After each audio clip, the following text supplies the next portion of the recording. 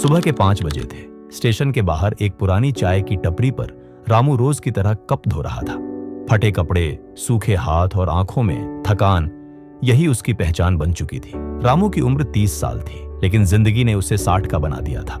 लोग कहते थे, ये रामू बस चाय की दुकान के लिए ही बना है। और रामू वो भी मान चुका था। एक दिन टपरी पर एक बूढ़ा आदमी रोज आने लगा। वो चुपचाप चाय पीता, अखबार पढ़ता और चला जाता। एक दिन रामू ने हिम्मत करके पूछा, बाबूजी, आप रोज वही अखबार क्यों पढ़ते हैं? बूढ़ा मुस्कुराया और बोला, क्योंकि लोग खबरें पढ़ते हैं, मैं मौके पढ़ता हूँ। रामू को बात समझ नहीं आई, लेकिन वो लाइन उसके दिमाग में अटक गई। उस दिन पहली बार रामू ने अपने आप से सवाल किया, अगर मैं चाय बेच सकता हूँ तो कुछ और क्यों नहीं? वो अब दुकान पर आने वाले लोगों की बातें सुनने लगा। कोई सब्जी के दाम की बात करता, कोई ट्रांसपोर्ट की, कोई घाटे की शिकायत करता। रामू सुनता रहा, सीखता रहा। एक दिन उसने अपनी पूरी जमा पूंजी गिनी, सिर्फ 3,200 रुपए। लोग हंसे, इतने में क्या करेगा, चाय ही बेच। लेकिन रामू ने सोचा अलग। उसने सुबह सुबह सब्जी मंडी से सीधे किसानों से सब्जी खरीदी और स्टेशन के बाहर खुद बेचने लगा, बिना बिचौलिए के। पहले दिन नुकसान, दूसरे दिन थोड़ा मुनाफा, तीसरे दिन लोग खुद ढूंढने लगे रामू की सब्जी। एक रात बारिश में उसकी पूरी सब्जी खराब हो गई।